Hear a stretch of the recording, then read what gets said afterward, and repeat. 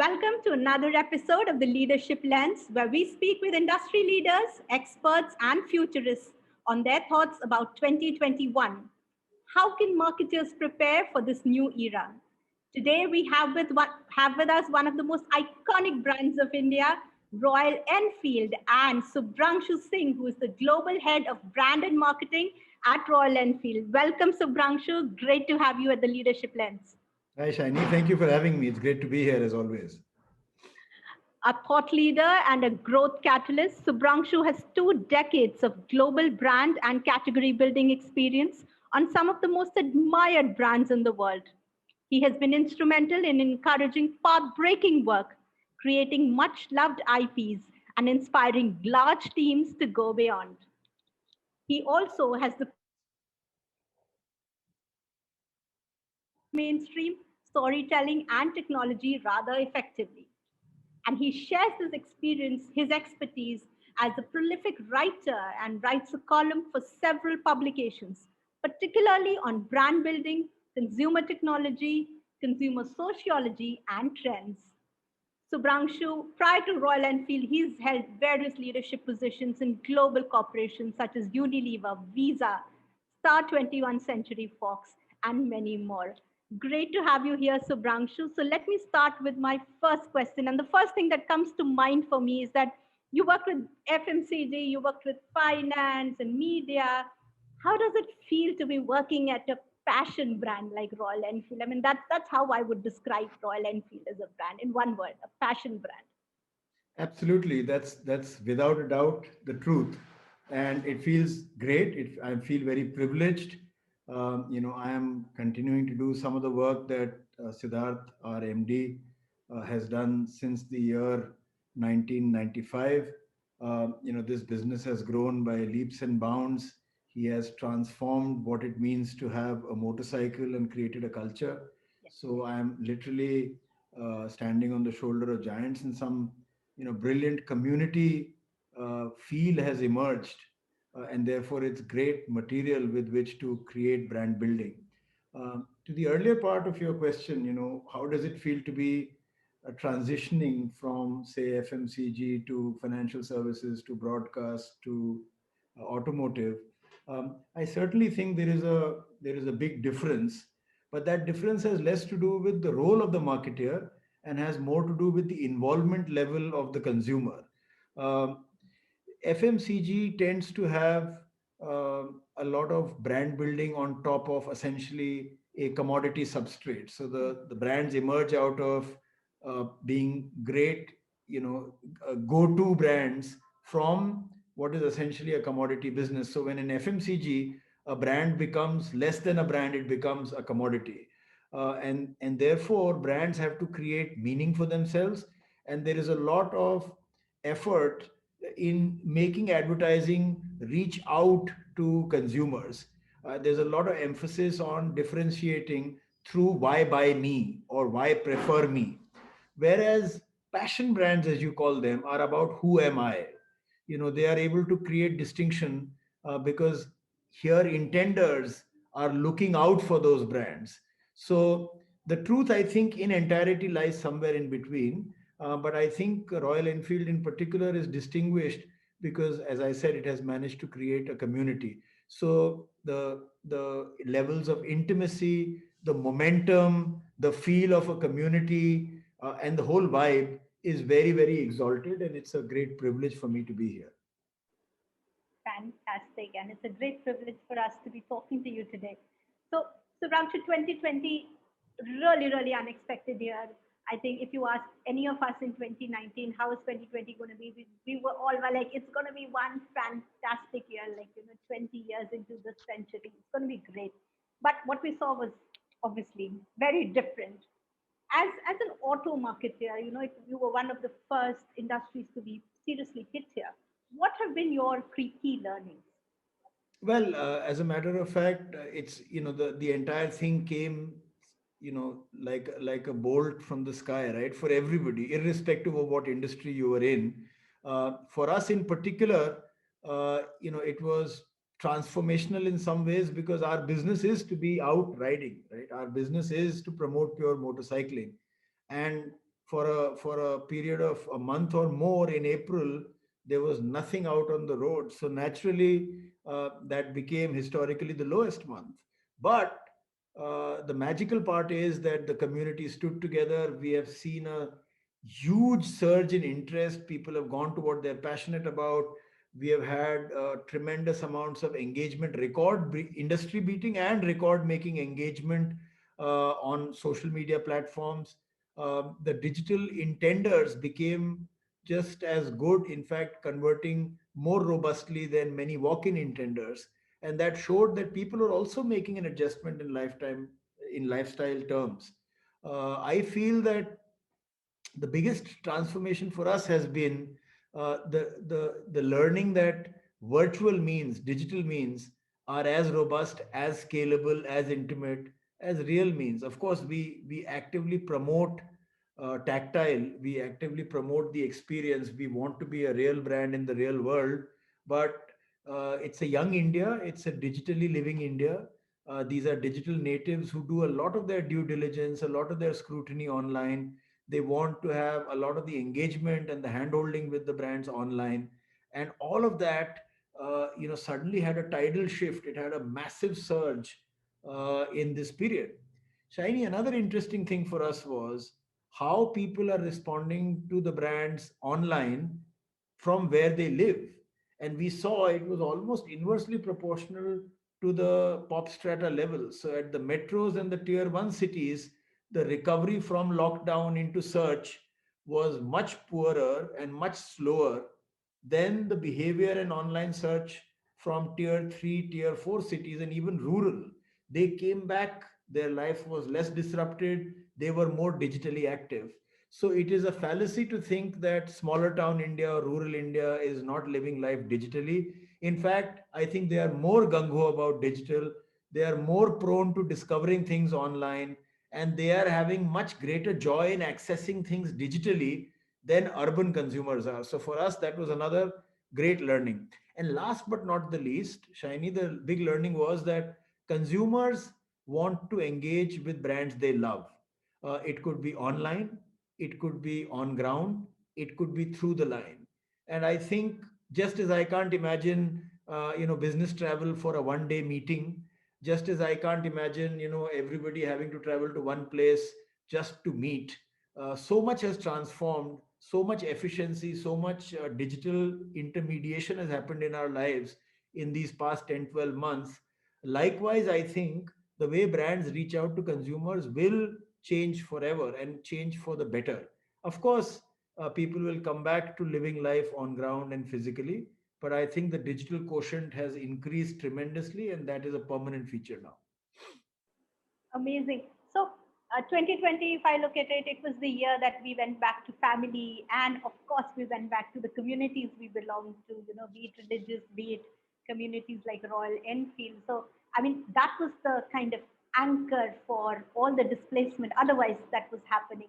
Where we didn't have friends, we didn't have offices, but we had family and we had safe spaces to be. So, I think that was very good. And I really like the insight on the rural piece. They coming back online much, much faster than us urbanites who kind of, taken it for granted in some ways, right? So great. And taking on from the digital transformation piece, we've seen an acceleration of digital mediums across industries in 2020. In fact, in this series, I was talking to Terence Kwaja, who is the CEO and founder of Luma Partners, and he said that what was supposed to happen in 6 years maybe has happened in 5 to 6 months now, and that's a tremendous pace of working. How do you see auto manufacturers or auto brands adapting to the shift of digital transformation that's happening, both at Royal Enfield or otherwise? Yes, so I mean, he's right. There has been a massive change, and I feel a change for the better. I think auto brands, auto manufacturers, auto marketeers are a part of larger society. So I think the societal trend will impact us just as much as it impacts anybody else. In fact, because we are a more involved purchase, because consumers interact in a deeper and a more meaningful way with our brands, probably the change will be felt at more number of places in that journey than simply the act of picking up a bar of chocolate or buying a packet of soup. Uh, and therefore, what has happened is people have to be more receptive to both the opportunities and the red flags. The way in which you can do that is to be very alert in listening. Those who are equipped to listen well, listen deeply. Those who have consumer empathy, those who are watching the data very carefully, making sense of it continuously. These are the people who will have an advantage. Now, two or three things are here to stay, as I mentioned. One is digital accessibility. Second is community on digital. So, one, when I'm looking for something, I want to be finding it online. Secondly, when I'm willing to make up my mind about something, I want to know what other people are saying about it online. So digital access, digital rating, digital community. Thirdly, I want to have the company of like-minded people. So more and more as brands are going digital, more and more as brands are becoming publishers, these are communities online. So I want to participate in the same culture online and offline. So the content responsibility also goes up significantly. And lastly, the accessibility is not only about information, it's also about actionability. So now, if I put that in the perspective of what Royal Enfield has been doing, Siddharth, our MD, was a pioneer in maxing out on the digital opportunity. We were able to put state of the art listening facilities many years ago. We have a state of the art world class website, which is in fact 20 sites in one. We launched Make It Yours, a digital online personalization and customization tool. And we launched a Royal Enfield app all during this lockdown period. And it has already led to more than 5.5 lakh adoptions. So our strategy was continuous and our execution was focused. And I think there is nothing secret about what needs to be done. If you follow industry benchmark, you will know that the brands which invest in reaching out to consumers, brands that are able to create value online and offline, brands that are able to change meaningfully, evolve meaningfully, use tools meaningfully. These are the brands that win.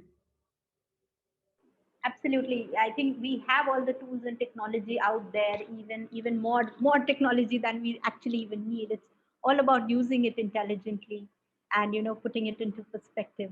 Great. So Royal Enfield's been an iconic brand. You guys have seen immense success and a lot of love from consumers. Uh, as you launch a slew of new products, what are the new consumer bases that you are looking at? The new consumer cohorts, if I can call it that. Uh, and there's Gen Y and then Gen Z that's coming on board. How are you engaging with them? Do they behave like a different animal from us millennials, or is it a different world with them? Well, my belief is that consumers have some universal truths which are unchanging with time.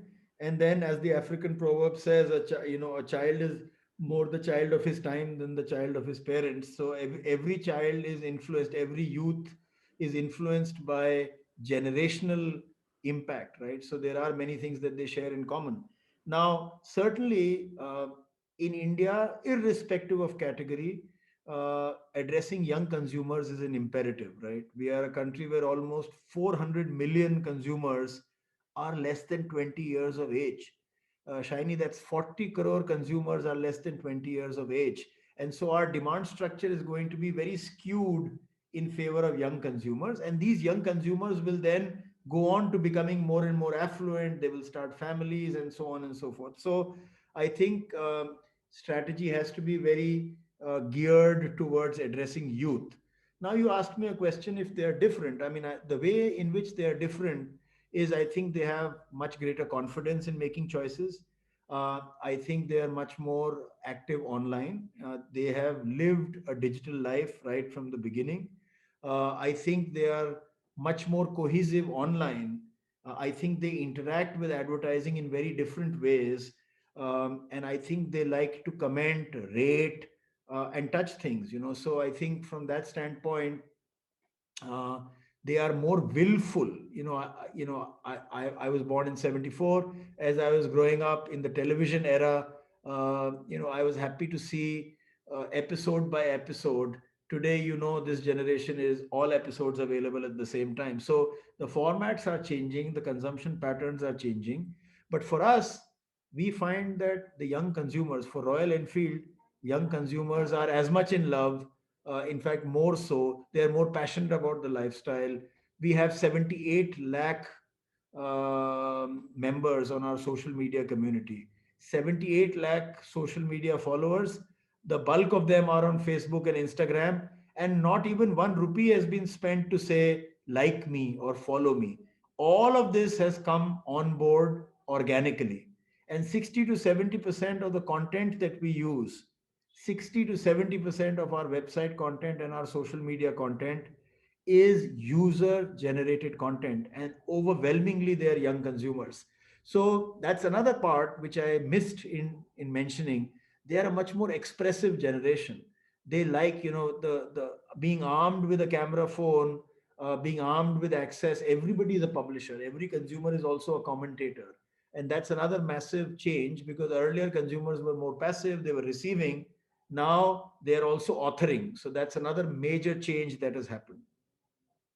Absolutely. I think co-creation is is one of the bigger things that we look forward to, where consumers are interacting with brands, be it in their marketing, be it helping them make products.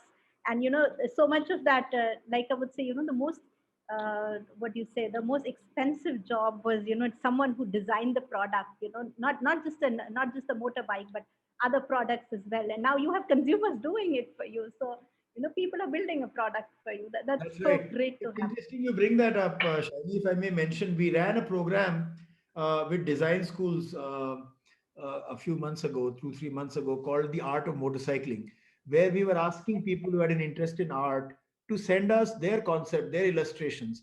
We got more than 10,000 participants. 60% of them were not Royal Enfield owners, and almost 60 to 70% of them were from tier 2 and tier 3 cities, which means, using their imagination, they sent in some fantastic pieces of art, they were illustrations, they were their imagination of what Royal Enfield is, who Royal Enfield riders are. That kind of love, that kind of active imagination is made possible because it's an expressive generation, and because they have the tools to do it online now, than ever before. So I think consumers will co-create, consumers will have a very strong voice.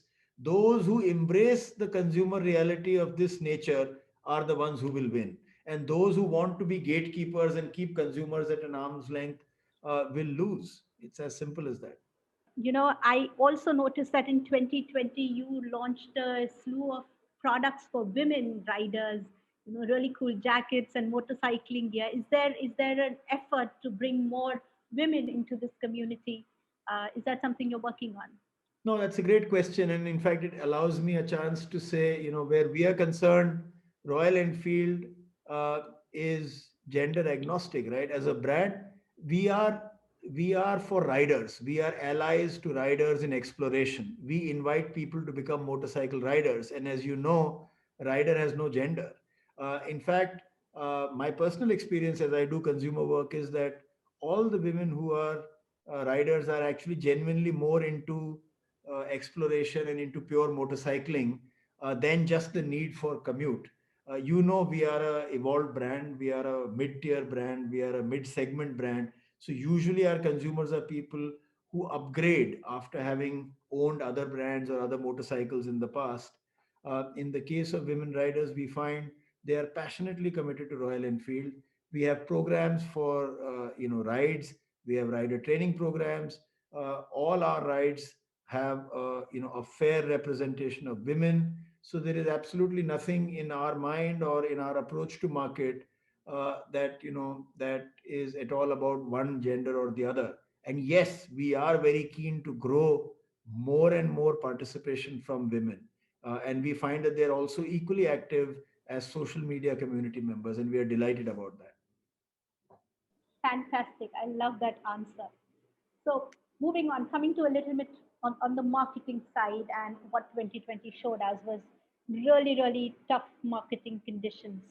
And, there was so much focus on driving efficiencies and, bottom funnel metrics. And tech became, like you said, you launched a slew of, online products and online platforms. Tech became a very, very important enabler to all this.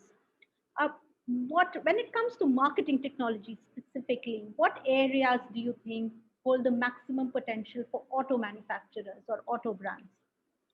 It's a great question, and I think, honestly, if I knew the entire answer, I wouldn't tell you. I can only tell you as far as I am experiencing as a practitioner and what we are doing at Royal Enfield. First of all, what does marketing technology help you to do? It helps you to aid momentum, to further your momentum. It helps you to achieve scale. It helps you to understand consumers better and therefore nurture the intenders better. It allows you to serve to Shiny what Shiny is interested in. And to that extent, it gives you somewhat of a control over the interaction. But to my mind, it also allows you to demonstrate commitment. Because I know more about Shiny, I can show her things that she's interested in. I read and understand what she's doing when she's engaging with us, and I become more and more adaptive to that reality. So basically, it allows me, both of us are wearing specs. It allows me, like I'm wearing spectacles, to see the world clearer. That's one thing that analytics allows me to do. And once I see the world clearer, I appreciate it. I understand what the world is about. So that's really what digital allows me to do. Uh, the technologies that are continuously being ramped up, which are becoming more and more evolved, which are of greater interest to marketers, I think is online analytics, certainly, marketing automation, all the tools that can allow me to become more and more scalable without roaming around in walled gardens. Uh, and then, like you said, how do I draw the consumer in? Technologies and tools that allow me to invite them further in, into the brand, in engaging with the brand, in contributing to the brand. So I would say analytics, digital and digital content, marketing automation, and a more engaging, more lean forward kind of a customer relationship management. These are, I think, if I may use another way in which to put it, earlier it was about being visible and achieving economies of scale with your tech investments. I think now it's about achieving economies of scope. How much of the consumer lifetime approach, how much of the consumer lifetime journey, and most importantly, how much of the consumer lifetime value am I able to influence because of my tech investments? I think from economies of scale, we are all graduating to economies of scope. That's the way I see tech in marketing. So that's a great answer, Subramshu. So 2020 again, 2021, we're seeing an era where we don't want to share anymore, where we were more moving towards the renting and the sharing economy. 2020 got us all back in saying that you need to own your own car, your own bike. And so will 2021 be seen as the year of the personal car and the personal bike? Is that something that you think?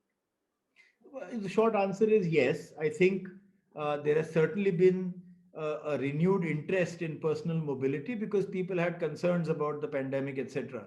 But frankly, for us, that has always been the case. We promote exploration, leisure motorcycling. We are about culture and lifestyle. So it's actually participating in that lifestyle.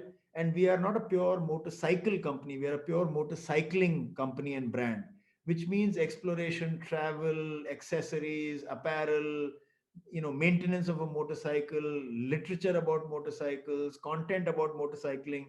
Uh, and, frankly, because we are focused and narrow in that sense, we were always about asking people to own a motorcycle. So yes, there has been a increased interest in personal mobility, but frankly, I think that's a matter of only of a reaction to what happened and which was so disruptive.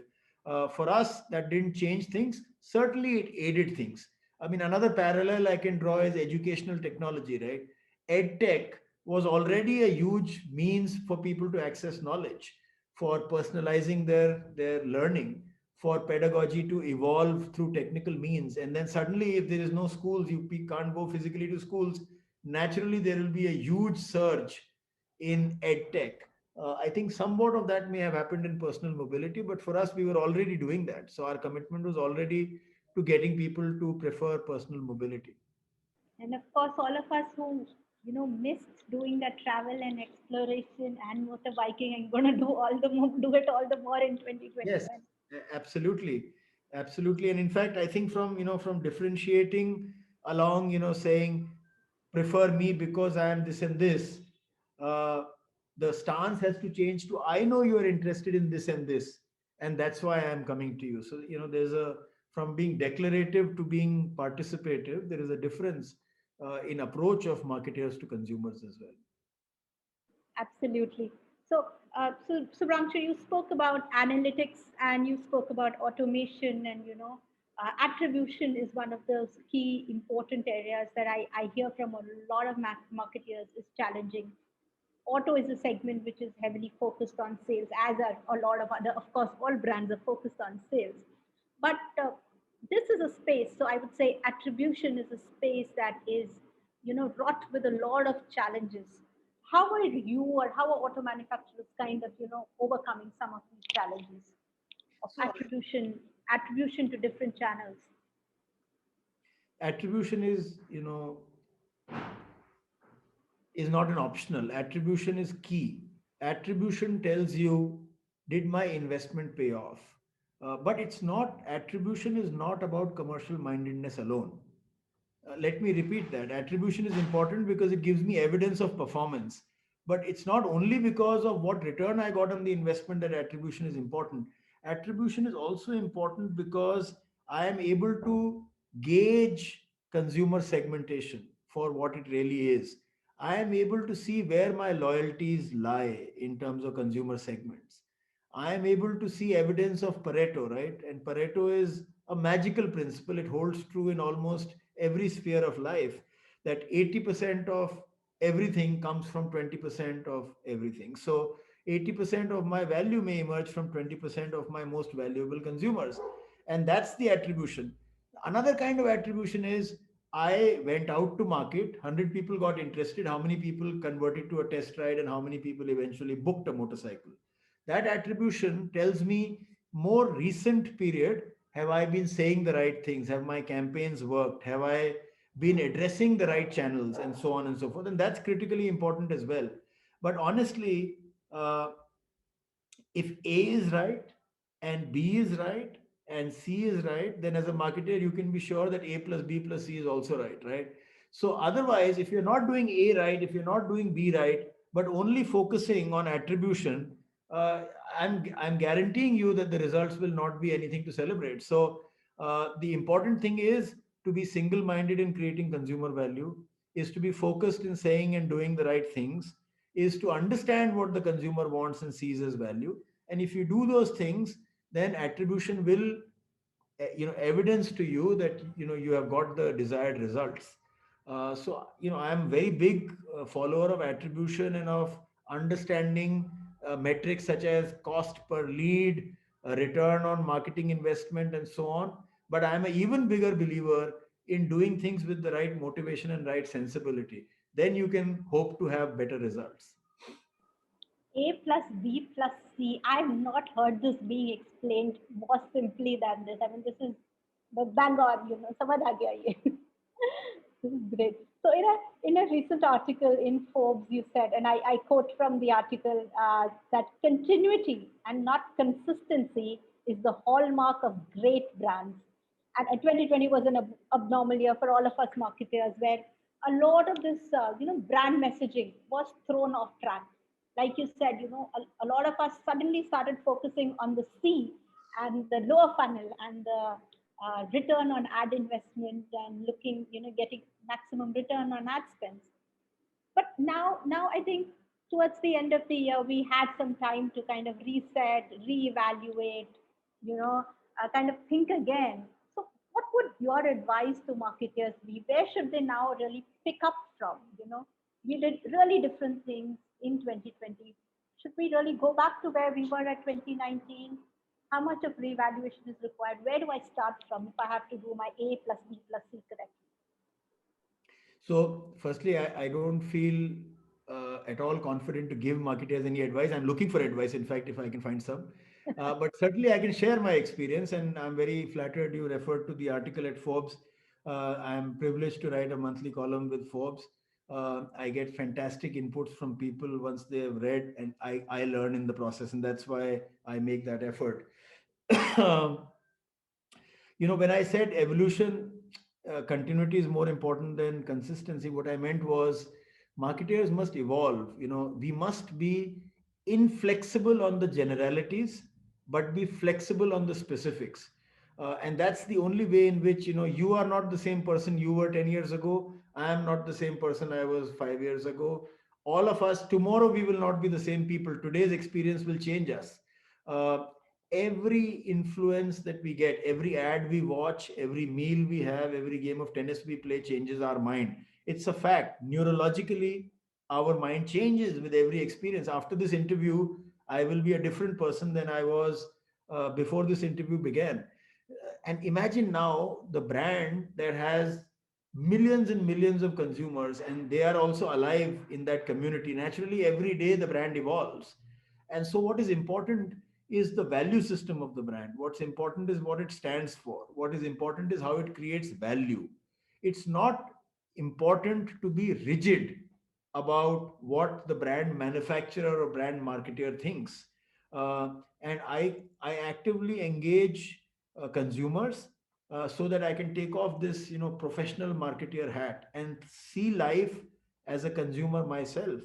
And I see that sometimes in our planning tables or in our planning conversations, the way in which we approach the marketing reality and the consumer truth is maybe different from the way we engage in it as consumers ourselves. And the ideal prescription would be if I could have a telescope in one eye and a microscope in the other, right? If I could see what life is going to be 10 years down the line and do things tomorrow planning for that. But that's impossible.